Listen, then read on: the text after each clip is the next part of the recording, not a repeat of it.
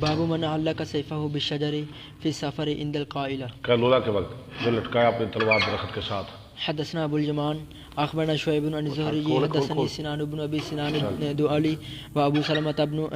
عبد الرحمن ان جابر بن عبد اللہ اخبرہما انہ جابر بن عبداللہ کہہ رہے ہیں انہ غزا مع رسول اللہ صلی اللہ علیہ وسلم قبل نجد، انہوں نے جنگ کے وسلم کے ساتھ مل کر نجد کی طرف فلما قافل رسول اللہ صلی اللہ علیہ وسلم، جب لوٹے رسول اللہ صلی اللہ علیہ وسلم یعنی واپس لوٹے قافل معه تو جابر بھی ان کے ساتھ لوٹے، فادرکتهم القائلہ تو پا لیا ان کو قیلولہ نے، دوپہر کا قیلولہ، فی واد کثیر الاعداء، ایسی وادی میں جہاں بہت کانٹے دار درخت تھے۔ فنظر رسول اللہ صلی اللہ علیہ وسلم ہاں جی، وتفرق الناس یستظلون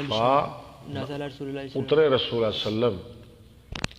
وتفرق الناس یستظلون بالشجرہ، اور لوگ جدا جدا ہو کے نا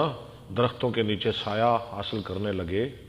کہ جہاں کوئی درخت وہاں سو رہے ہاں ٹھیک۔ فنظر رسول اللہ صلی اللہ علیہ وسلم تحت سامورۃ، تو اترے نبی صلی اللہ علیہ وسلم نیچے ایک بیبول کے درخت کے، فعلق بها سیفہ اس کے ساتھ اپنے تلوار لٹکائی ونمنا نومۃ، اور سو گئے ہم سونا۔ فاذا رسول اللہ صلی اللہ علیہ وسلم یدعونا، اچانک رسول اللہ صلی اللہ علیہ وسلم ہمیں بلانے لگے، واذا عنده اعرابی، اور آپ کے پاس ایک عربی کھڑا ہوا تھا، فقال ان هذا اختارت علی سیفی، اس نے مجھ پہ اپنی تلوار سونپ تھی، سیفی میری تلوار، ہاں جی، وانا نائم، جب کہ میں سو رہا تھا فاستيقظت تو میں بیدار ہوا، وهو في يده سلطان، جب کہ وہ اس کے ہاتھ میں یعنی تلوار سونپتی ہوئی تھی اس کے ہاتھ میں، فقال من يمنعك مني، اور کہنے لگا کون بچائے گا تجھ کو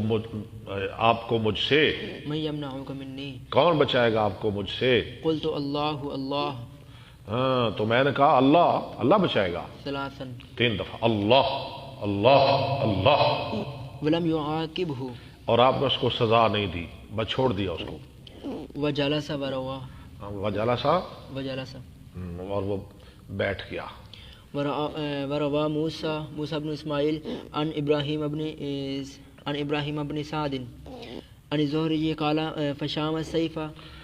ہاں تلوار اس نے نیام میں کر لی، فہا ہوا ذا جالس،